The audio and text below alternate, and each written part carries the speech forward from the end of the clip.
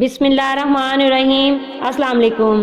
آج میں آپ کو حضرت خباب بن ارت رضی اللہ تعالیٰ عنہ کا ایک واقعہ سناتی ہوں۔ عمار مکہ معظمہ میں غلاموں کی منڈی میں گئی۔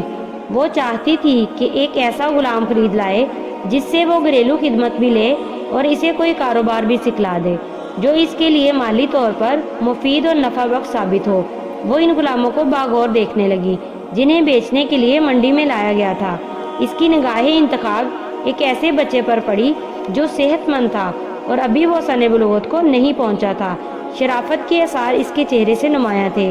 اسے یہ ہونہار بچہ پسند آ گیا، قیمت ادا کی اور اسے اپنے ساتھ لے کر گھر کی طرف روانہ ہو گئی۔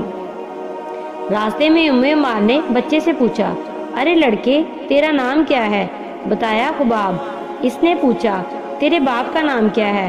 بتایا ارت۔ پوچھا، کہاں سے آئے ہو؟ بتایا نجد سے۔ اس نے کہا، پھر تو تم عربی ہو؟ کہا، ہاں میں عربی ہوں اور قبیلہ بنو تمیم سے تعلق رکھتا ہوں۔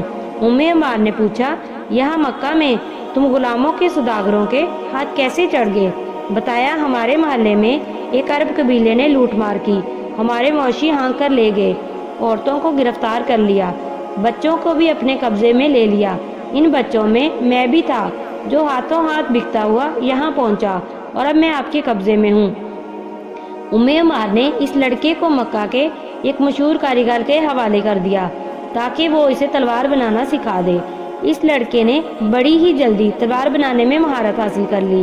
جب خباب ایک اچھا کاریگر بن گیا تو عمار نے اس کے لیے ایک دکان کرائے پر لے لی اور اسے اس میں کام کاج کے لیے بٹھا دیا تاکہ اس فن سے مالی فوائد حاصل کرے۔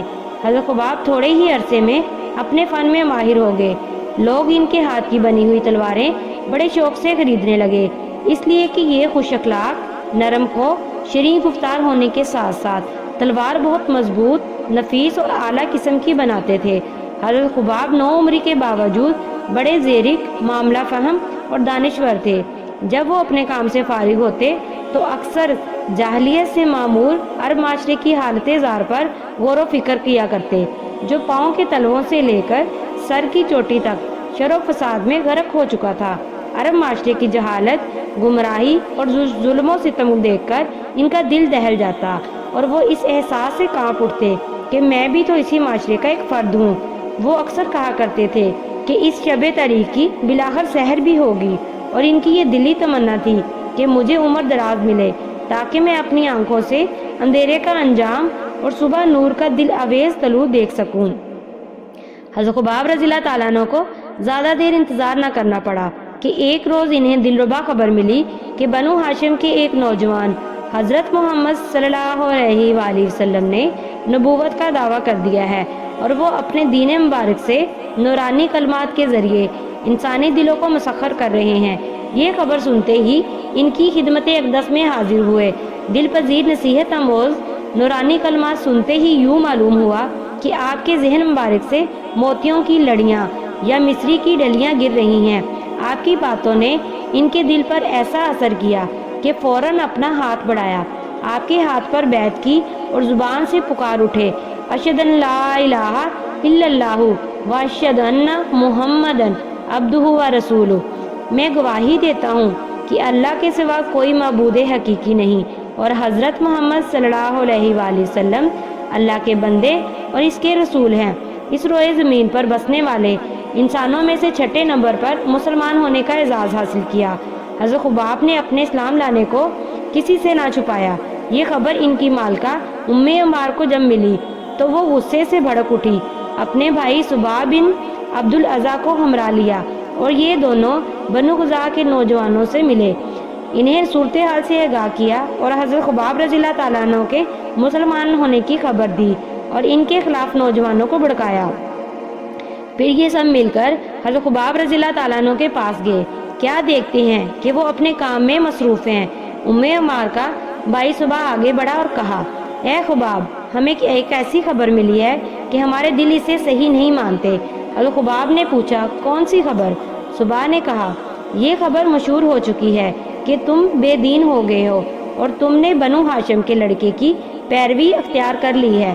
حضرت خباب رضی اللہ تعالیٰ عنہ نے یہ بات سن کر بڑے ہی نرم لہجے میں ارشاد فرمایا، میں بے دین نہیں ہوا، میں تو اللہ وحدہ لا شریک پر ایمان لایا ہوں، میں نے تمہارے بتوں کو پھینک دیا ہے، میں نے یہ اقرار کر لیا ہے کہ حضرت محمد صلی اللہ علیہ وآلہ وسلم اللہ کے بندے اور اس کے رسول ہیں۔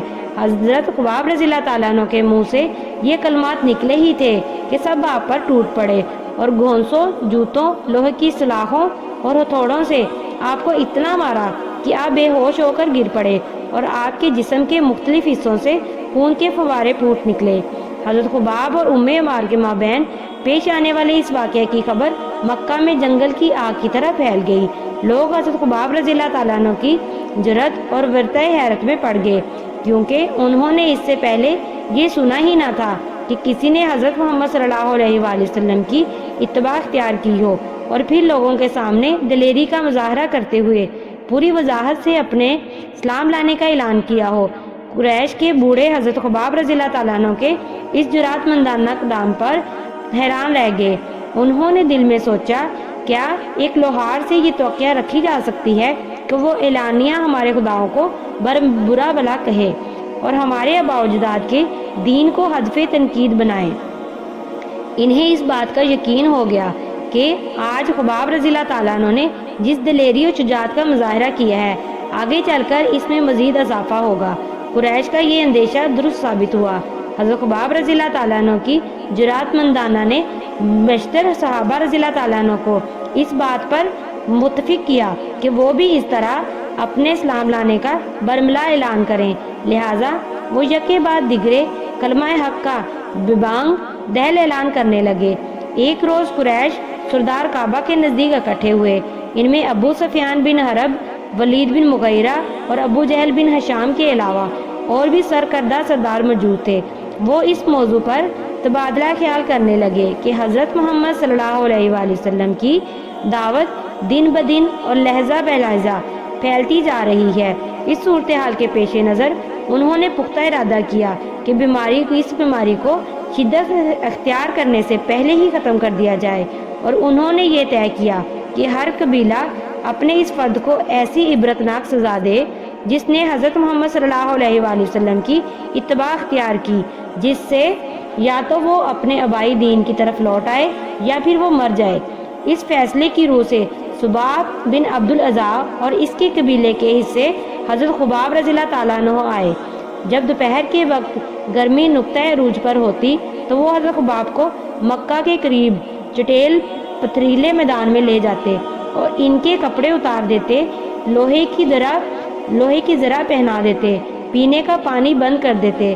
جب پیاس اور تکلیف سے وہ نڈال ہو جاتے تو یہ قریب آتے اور پوچھتے کہ اب حضرت محمد صلی اللہ علیہ وآلہ وسلم کے متعلق تمہاری کیا رائے ہے؟ آپ فرماتے، وہ اللہ کے بندے اور اس کے رسول ہیں، ہمارے پاس ہدایت و صداقت کا دین لے کر آئے ہیں تاکہ ہمیں تاریکیوں سے نور کی طرف نکال لائیں۔ یہ سن کر وہ بفر جاتے اور بے تحاشا پٹائی شروع کر دیتے۔ مار مار کر جب تھک جاتے تو وہ پوچھتے، لات اور عزا کے متعلق تمہاری کیا رائے ہے؟ آپ فرماتے، یہ دونوں گونگے بہرے بت ہیں اور نہ کسی کو نفع دے سکتے ہیں اور نہ ہی نقصان۔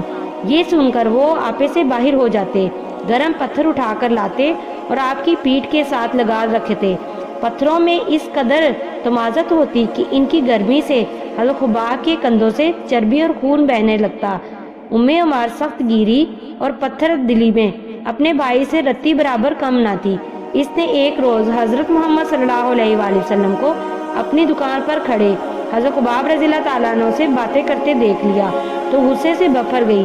اس کے بعد اس نے اپنا یہ معمول بنا لیا کہ ہر دوسرے تیسرے روز آتی، لوہے کی بٹی سے گرم سلاخ نکالتی اور اس سے حضرت خباب کے سر کو داغ دیتی، جس سے آپ بے ہوش ہو جاتے اور آپ کی زبان سے عمار اور اس کے بھائی کے بارے میں بددعا نکلتی۔ جب رسول اللہ صلی اللہ علیہ وآلہ وسلم نے صحابہ کرام رضی اللہ تعالیٰ عنہ کو مدینہ منورہ کی طرف ہجرت کی اجازت دے دی تو حضرت خباب رضی اللہ تعالیٰ عنہ بھی ہجرت کے لیے تیار ہو گئے، لیکن وہ اس وقت تک مکہ کو چھوڑنا نہیں چاہتے تھے جب تک اللہ سبحانہ تعالیٰ عمار کے خلاف کی گئی دعا کو قبول نہ فرما لیں۔ چند روز کے بعد عمار کے سر میں ایسا درد اٹھا کہ اس جیسا درد پہلے سننے میں نہ آیا۔ وہ شدت سے اس طرح کراتی اور آواز نکالتی जिस तरह कोई कुत्ता भौंकता है, और इसके बेटे कामिल हकीम की तलाश में हर जगह पहुँचे। हुक्मा ने इसका ये इलाज तजवीज़ किया कि इसके सर को लोहे की गर्म सलाख से दागा जाए, इसके अलावा इसका कोई और इलाज नहीं। इस तरह इसके सर को लोहे की गर्म सलाख से दागा जाने लगा। जब गर्म सलाख सर को लगती तो इसकी तकलीफ और तमाज़त से सर के दर्द को कुछ देर के लिए भुला देती। हज़रत खुबाब रज़ियल्लाहु ताला अन्हु इंसार मदीना की ज़ियाफ़त में ऐसी राहत और आराम की ज़िंदगी बसर करने लगे जिससे वो एक तवील मुद्दत से महरूम थे। नबी अक़दस सल्लल्लाहु अलैहि वसल्लम का कुर्ब इनकी आंखों की ठंडक का बाइस बना। हज़रत खुबाब रज़ियल्लाहु ताला अन्हु नबी अकरम सल्लल्लाहु अलैहि वसल्लम के हमरा बदर में शरीक हुए और आप सल्लल्लाहु अलैहि वसल्लम के झंडे तले लड़ाई के जवाहिर दिखलाए और इस तरह ग़ज़वा ओहद में शरीक हुए। मैदान ओहद में जब उन्होंने उम्मे अम्मार के भाई सुबाह बिन अब्दुल अज़्ज़ा की लाश देखी तो बहुत खुश हुए, आंखों की ठंडक नसीब हुई। सुबाह को शेर खुदा हज़रत हमज़ा रज़ियल्लाहु ताला अन्हु ने मौत के घाट उतारा था। अल्लाह सुब्हाना ताला ने हज़रत खुबाब रज़ियल्लाहु ताला अन्हु को तवील उम्र अता की, यहाँ तक कि उन्होंने खुलफाए अरबा का दौर देखा और हर दौर में इन्हें एक जलील कदर सहाबी की हैसियत हासिल रही। एक रोज़ हज़रत उमर बिन ख़त्ताब रज़ियल्लाहु ताला अन्हु के पास तशरीफ़ लाए। वो इस वक्त मसनद खिलाफत पर जलवाए फ़रोज़ थे तो फ़ारूक़ आज़म रज़ियल्लाहु ताला अन्हु ने हज़रत खुबाब रज़ियल्लाहु ताला अन्हु को अपनी मसनद पर बिठाया और फरमाया, तमाम सहाबा में आप या हज़रत बिलाल रज़ियल्लाहु ताला अन्हु इसके हक़दार हैं कि इस मसनद पर बिठाया जाए। फिर आपने मुशरिकीन के हाथों पहुँचने वाली तकालीफ की रोदार सुनाने का मुतालबा किया तो आप जवाब देने में हिचकिचाए। हज़रत उमर रज़ियल्लाहु ताला अन्हु ने इसरार किया तो आप पीठ से चादर सरका दी तो हज़रत उमर रज़ियल्लाहु ताला अन्हु जिस्म पर ज़ख्मों के निशानात देखकर हैरान रह गए और पूछा, जिस्म में ये गहरे ज़ख्म कैसे आए? हज़रत खुबाब रज़ियल्लाहु ताला अन्हु फरमाने लगे, मुशरिकीन लोहे की चादर गर्म करते, जब वो अंगारा बन जाती तो मेरे कपड़े उतार कर मुझे पीठ के बल इस पर घसीटते, जिससे मेरे बदन का गोश्त पीठ की हड्डियों से अलग हो जाता। आग वो खून और पानी बुझाता जो मेरे बदन से निकलता। हज़रत खुबाब रज़ियल्लाहु ताला अन्हु अपनी ज़िंदगी के आखिरी दौर में बहुत मालदार हो गए और इतने सोने चांदी के मालिक बन गए जिसका इन्हें वहमो गुमान भी ना था।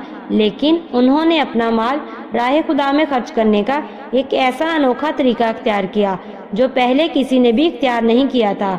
ये दिरहम दिनार घर में एक ऐसी जगह पर रख देते जिसका ज़रूरतमंदों फुकरा मसाकीन को भी पता था। ना तो इस पर किसी को निगरान मुकर्रर किया और ना ताला लगाया। ज़रूरतमंदान के घर आते और पूछे और इजाज़त तलब किए बगैर अपनी ज़रूरत के मुताबिक वहाँ से माल ले जाते। इसके बावजूद इन्हें ये अंदेशा था कि इस माल के मुतालिक क़यामत के रोज़ मेरा हिसाब लिया जाएगा और मुबादा कि मुझे इसकी वजह से अजाब में मुब्तला कर दिया जाएगा। आपके हम नशीन सहाबा रज़ियल्लाहु ताला अन्हु ने ये बताया, हम हज़रत खुबाब रज़ियल्लाहु ताला अन्हु के पास इस वक्त गए जब आप मर्ज़ल मौत में मुब्तला थे। हमें देखकर आपने इरशाद फरमाया, इस घर में मेरे पास 80,000 दिरहम है। अल्लाह की कसम मैंने कभी इनको कहीं छुपाया नहीं, ना किसी साइल को मैंने महरूम वापस लौटाया।